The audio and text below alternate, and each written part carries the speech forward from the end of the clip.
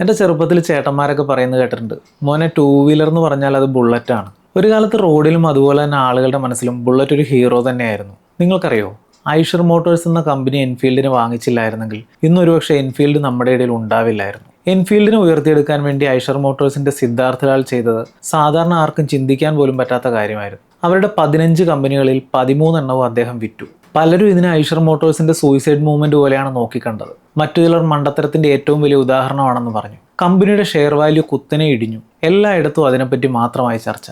പക്ഷേ പിന്നീട് കണ്ടത് ചരിത്രത്തിൽ ഇടം നേടിയ എൻഫീൽഡിന്റെയും ഐഷർ മോട്ടോഴ്സിന്റെയും വളർച്ചയായിരുന്നു. ലക്ഷക്കണക്കിന് സാധാരണ കൃഷിക്കാർക്ക് കൃഷിനിലം തയ്യാറാക്കാനുള്ള നൂതന സാങ്കേതിക വിദ്യ പരിചയപ്പെടുത്തിയവരാണ് ഐഷർ.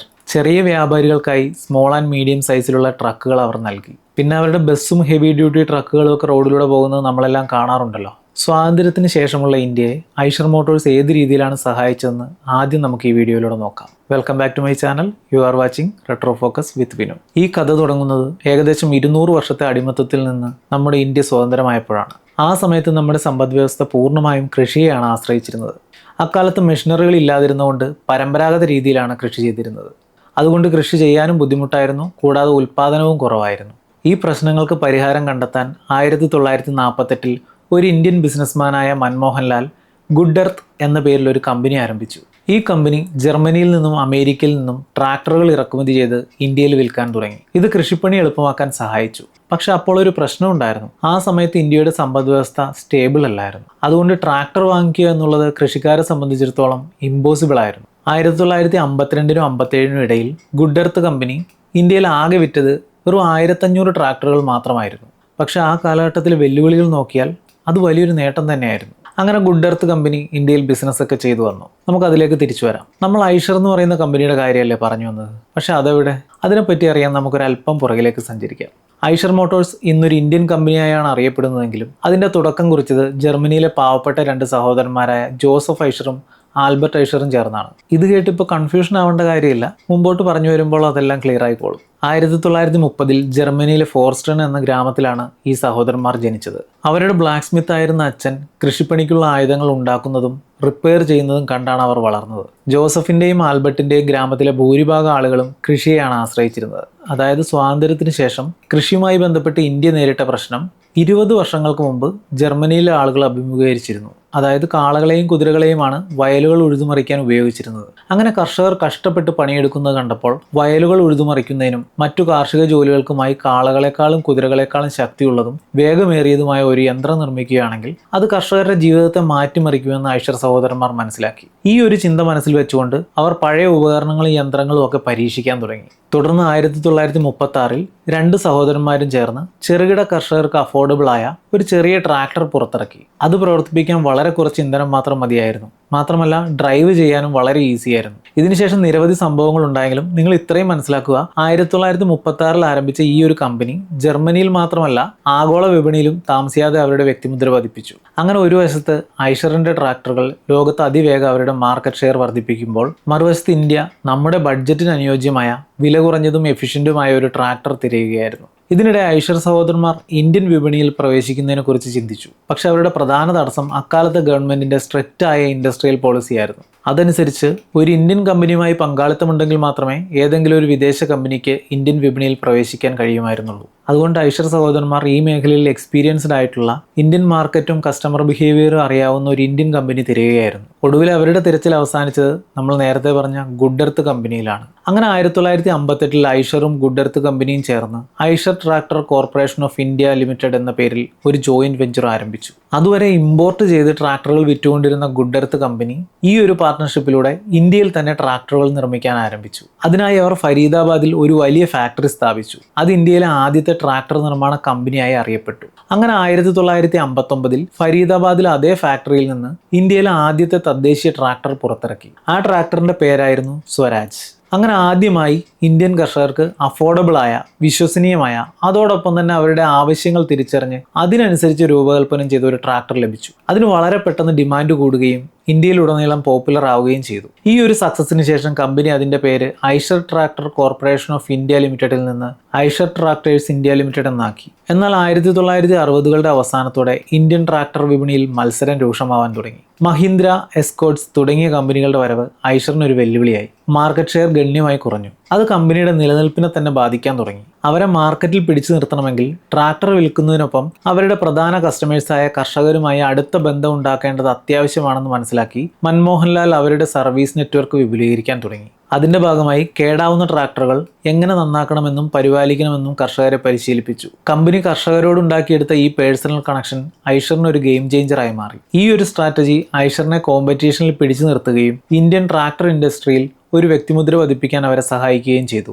1966 ആയപ്പോൾ മൻമോഹൻലാലിന്റെ മകൻ വിക്രംലാൽ കമ്പനിയുടെ പ്രവർത്തനങ്ങൾ ഏറ്റെടുത്തു. വിക്രത്തിന്റെ പുതിയ ആശയങ്ങളും ദീർഘവീക്ഷണമുള്ള ലീഡർഷിപ്പും ഐഷർ ട്രാക്ടേഴ്സിനെ പുതിയ ഉയരങ്ങളിലേക്ക് എത്തിച്ചു. കൂടാതെ ഇന്ത്യൻ കാർഷിക മേഖലയെ പൂർണ്ണമായി മാറ്റിമറിക്കുകയും ചെയ്തു. അതിനുവേണ്ടി 1965നും 75നും ഇടയിൽ വിക്രംലാൽ ഐഷറിന്റെ നിർമ്മാണ പ്രക്രിയ പൂർണ്ണമായിട്ടും മെയ്ഡ് ഇൻ ഇന്ത്യ എന്ന മോഡലിലേക്ക് മാറ്റി. അങ്ങനെ ഇറക്കുമതി ചെയ്തുകൊണ്ടിരുന്ന മെക്കാനിക്കൽ പാർട്സുകളും കോമ്പോണൻസുകളും എല്ലാം ഇന്ത്യയിൽ തന്നെ നിർമ്മിക്കാൻ തുടങ്ങിയതോടെ ഉൽപാദന ചെലവ് വളരെയധികം കുറഞ്ഞു. അങ്ങനെ ട്രാക്ടറുകൾക്ക് വില കുറഞ്ഞപ്പോൾ ചെറുകിട കർഷകർക്ക് അവ എളുപ്പത്തിൽ വാങ്ങാൻ സാധിച്ചു. ഈ മാറ്റത്തിലൂടെ കാർഷിക മേഖലയിൽ യന്ത്രവൽക്കരണത്തിന്റെ യുഗം ആരംഭിച്ചു. കർഷകരുടെ ഉൽപാദനക്ഷമത വർദ്ധിച്ചു. ഇത് ഇന്ത്യൻ കാർഷിക മേഖലയിൽ വലിയ മാറ്റത്തിന് കാരണമായി. അതിനുശേഷം 1980 ആയപ്പോൾ വൻകിട കമ്പനികൾക്ക് പോലും ചിന്തിക്കാൻ പ്രയാസമുള്ള ഒരു കാര്യം ഐഷർ ട്രാക്ടേഴ്സ് ചെയ്തു കാണിച്ചു.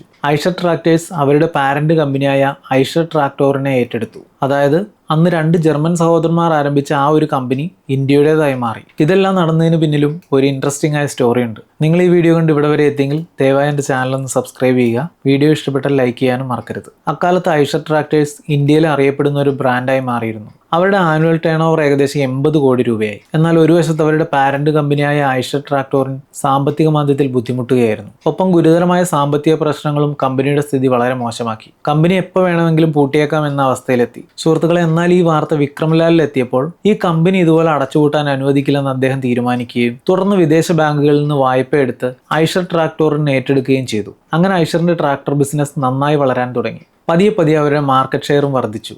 അങ്ങനെ ഇരിക്കെ ഈ ബിസിനസ് ലോകത്ത് വലുതായ എന്തെങ്കിലും ചെയ്യണമെങ്കിൽ ഈ ട്രാക്ടറിൽ മാത്രം ഡിപ്പെൻഡ് ചെയ്താൽ മതിയാവില്ലെന്നും വിപണിയിലെ കൂടുതൽ അവസരങ്ങൾ കണ്ടെത്തേണ്ടത് അത്യാവശ്യമാണെന്നും വിക്രംലാൽ മനസ്സിലാക്കി. അതുകൊണ്ട് ട്രക്കുകളുടെയും ബസ്സുകളുടെയും ഉൽപ്പാദനം ആരംഭിക്കാൻ അദ്ദേഹം തീരുമാനിച്ചു. പക്ഷെ അത് അത്ര എളുപ്പമുള്ള കാര്യമായിരുന്നില്ല. കാരണം ഈ മേഖലയിൽ നേരത്തെ തന്നെ സ്ഥാനം ഉറപ്പിച്ചിരുന്ന ടാറ്റ, അശോക് ലൈലാൻഡ് തുടങ്ങിയ വലിയ കമ്പനികളുമായിട്ടായിരുന്നു മത്സരിക്കേണ്ടിയിരുന്നത്. എന്നാൽ ഇതിനെ പ്രതിരോധിക്കാൻ 1982 ജപ്പാനിലെ ജനപ്രിയ വാഹന നിർമ്മാതാക്കളായ മിത്സുബിഷിയുമായി ഐഷർ ഒരു സംയുക്ത സംരംഭം ആരംഭിച്ചു. അതിലൂടെ ലൈറ്റ് കൊമേഴ്ഷ്യൽ വെഹിക്കിൾസ് അതായത് LCV ഉണ്ടാക്കാൻ അവർ തീരുമാനിച്ചു. മിത്സുബിഷിയുടെ അഡ്വാൻസ് ജാപ്പനീസ് ടെക്നോളജിയും ഡിസൈൻ എക്സ്പെർട്ടൈസും അതുപോലെ തന്നെ ഐഷറിന്റെ ഇന്ത്യൻ മാർക്കറ്റിലെ നോളജും മാനുഫാക്ചറിംഗ് കേപ്പബിലിറ്റിയും അവർ ഇതിനുവേണ്ടി ഉപയോഗിച്ചു. ആ സമയത്ത് ചെറുതും ഇടത്തരവുമായ ബിസിനസ്സുകൾക്ക് ഫ്യൂവൽ എഫിഷ്യന്റും അഫോർഡബിളുമായ ട്രക്കുകൾക്ക് നല്ല ഡിമാൻഡായിരുന്നു. ഇത് ലക്ഷ്യം വെച്ചുകൊണ്ട് കമ്പനി അവരുടെ ആദ്യത്തെ LCV ആയ ഐഷർ മിത്സുബിഷി കാൻറ്റർ ലോഞ്ച് ചെയ്തു. ഇത് മീഡിയം ബിസിനസ്സുകൾക്ക് വളരെ പ്രയോജനപ്പെട്ടു. നേരത്തെ പറഞ്ഞ പോലെ ഈ ഫീൽഡിലുള്ള സ്ട്രോങ് കോമ്പറ്റീഷൻ നേരിടാൻ കമ്പനിക്ക് കൂടുതൽ ഫണ്ട് ആവശ്യമായി വന്നു. അതുകൊണ്ട് 1987 ഇന്ത്യൻ സ്റ്റോക്ക് മാർക്കറ്റിൽ അവർ IPO ലോഞ്ച് ചെയ്തു. അങ്ങനെ സമാഹരിച്ച ഫണ്ട് ഉപയോഗിച്ച് കമ്പനി അവരുടെ ട്രക്കുകളിലും ബസ്സുകളിലും നിരവധി ഇന്നോവേഷൻസ് നടത്തി. ഇതിന്റെ ഫലമായി ക്രമേണ അവരുടെ ലൈറ്റ് കൊമേഴ്ഷ്യൽ വെഹിക്കിൾസ് ഇന്ത്യൻ വിപണിയിൽ ഇടം നേടാൻ തുടങ്ങി. പക്ഷേ ഇതെല്ലാം കുറച്ചു വർഷത്തേക്ക് മാത്രമായിരുന്നു. കാരണം 1991 ലിബറലൈസേഷൻ വന്നപ്പോൾ കമ്പനിയുടെ വെല്ലുവിളികൾ വളരെയധികം വർദ്ധിക്കാൻ തുടങ്ങി. ഈ പരിഷ്കരണത്തോടെ ഇന്ത്യൻ വിപണി വിദേശ കമ്പനികൾക്കായി പൂർണ്ണമായും തുറക്കുകയും നിയന്ത്രണങ്ങൾ നീക്കം ചെയ്യുകയും ചെയ്തു. ഇതിന്റെ ഫലമായി ധാരാളം വിദേശ കമ്പനികൾ ഇന്ത്യൻ വിപണിയിൽ പ്രവേശിക്കുകയും ഐഷറിന് കടുത്ത മത്സരം നേരിടേണ്ടി വരികയും ചെയ്തു. സുഹൃത്തുക്കളെ, കമ്പനി ഈ പ്രശ്നങ്ങളെല്ലാം നേരിട്ടുകൊണ്ടിരിക്കുമ്പോൾ മറ്റൊരു കാര്യം കൂടെ സംഭവിച്ചു. മിത്സുബിഷിയുമായുള്ള അവരുടെ പാർട്ണർഷിപ്പ് എന്നേക്കുമായി അവസാനിപ്പിക്കേണ്ടി വന്നു. ആക്ച്വലി 2 കമ്പനികളും തമ്മിൽ ഇന്റേണൽ ഡിസ്പ്യൂട്ട്സ് ഉണ്ടായിരുന്നു. ഇന്ത്യൻ കസ്റ്റമേഴ്സിന്റെ ആവശ്യങ്ങൾ നന്നായി മനസ്സിലാക്കുന്നതുകൊണ്ട് ലോക്കൽ മാർക്കറ്റിന് അനുസൃതമായിട്ടുള്ള ഉൽപ്പന്നങ്ങൾ ഡിസൈൻ ചെയ്യാനുള്ള സ്വാതന്ത്ര്യം കിട്ടണമെന്ന് ഐഷർ ആഗ്രഹിച്ചു. എന്നാൽ മറുവശത്ത് മിത്സുബിഷി അവരുടെ ടെക്നോളജിയിലും ഡിസൈനിലും പൂർണ്ണ നിയന്ത്രണം നിലനിർത്താൻ ആഗ്രഹിച്ചു. ഈ ഒരു സംഘർഷം ക്രമേണ വർദ്ധിച്ചതോടെ 1994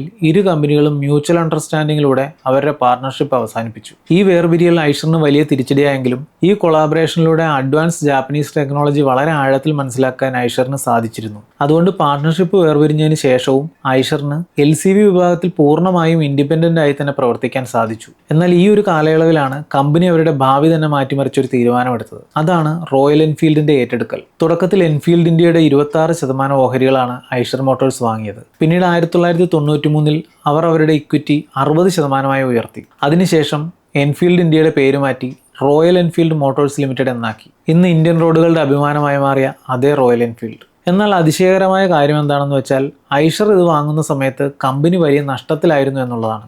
ഈ സാഹചര്യത്തിൽ നഷ്ടത്തിലായ ഈ ബ്രാൻഡ് എന്തിനാണ് ഐഷർ വാങ്ങിയതെന്നുള്ള ചോദ്യം വരുന്നുണ്ട്. യഥാർത്ഥത്തിൽ റോയൽ എൻഫീൽഡിന്റെ ചരിത്രം നോക്കിയാൽ ആളുകൾ അതിനെ പൂർണ്ണ ഹൃദയത്തോടെയാണ് സ്നേഹിച്ചിരുന്നത്. ഫസ്റ്റ് വേൾഡ് വാറിന്റെയും സെക്കൻഡ് വേൾഡ് വാറിന്റെയും സമയത്ത് ബ്രിട്ടീഷ് സൈനികരുടെ പ്രിയപ്പെട്ട വാഹനമായിരുന്നു ഇത്.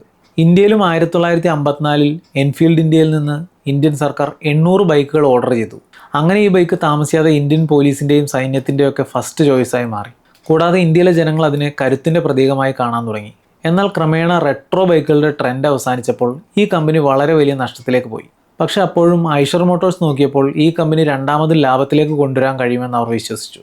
അതുകൊണ്ടാണ് അദ്ദേഹം ഈ കരാർ ഒപ്പുവെച്ചത്. പക്ഷേ ഉദ്ദേശിച്ചതുപോലെ കാര്യങ്ങളൊന്നും നടന്നില്ല.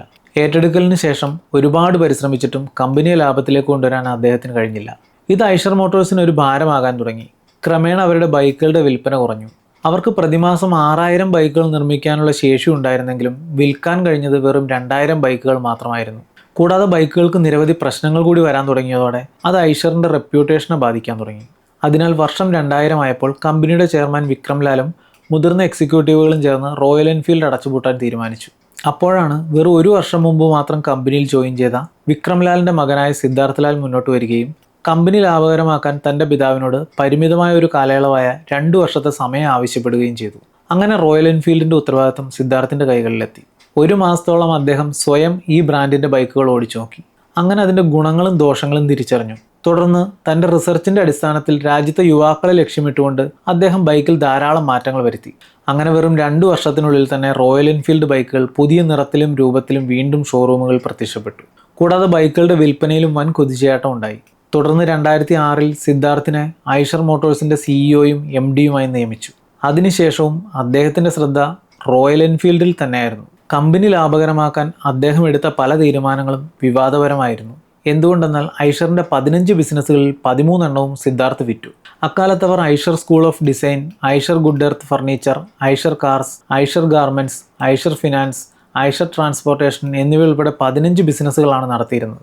ഈ വിറ്റ 13 ബിസിനസ്സുകളിൽ ഐഷറിന്റെ ട്രാക്ടർ ബിസിനസ്സും പെടും. ഇത് കമ്പനിക്ക് നഷ്ടമുണ്ടാക്കുന്നതായിരുന്നു.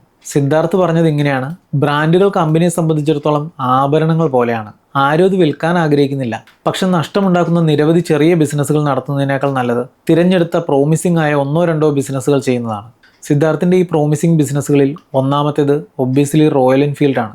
രണ്ടാമത്തേത് ഐഷറിന്റെ ബസ്സുകളുടെയും ട്രക്കുകളുടെയും പ്രൊഡക്ഷൻ നടത്തുന്ന ഓട്ടോമോട്ടീവ് ഡിവിഷനായിരുന്നു. അതിനുശേഷം 2008 ഐഷർ മോട്ടോഴ്സ് വോൾവോയുമായി ചേർന്ന് ഒരു ജോയിന്റ് വെഞ്ചർ ആരംഭിച്ചു. അതിനാൽ അവർക്ക് അവരുടെ വാഹനങ്ങളുടെ ക്വാളിറ്റിയും പെർഫോമൻസും മെച്ചപ്പെടുത്താൻ സാധിച്ചു. ഈ സംയുക്ത സംരംഭത്തിൽ നിന്നാണ് VE കൊമേഴ്ഷ്യൽ വെഹിക്കിൾസ് ലിമിറ്റഡ്, അതായത് VECV ആരംഭിച്ചത്. ആ ഒരു കൂട്ടുകെട്ട് ഇന്ത്യൻ മാർക്കറ്റിൽ അവരെ കൂടുതൽ ശക്തരാക്കി എന്ന് മാത്രമല്ല, അന്താരാഷ്ട്ര വിപണിയിൽ അവരുടെ സാന്നിധ്യം അറിയിക്കുകയും ചെയ്തു. ഇതിനൊപ്പം റോയൽ എൻഫീൽഡിന്റെ വളർച്ചയ്ക്കായി സിദ്ധാർത്ഥ് തന്റെ ജീവിതം തന്നെ ഒഴിഞ്ഞുവെച്ചു.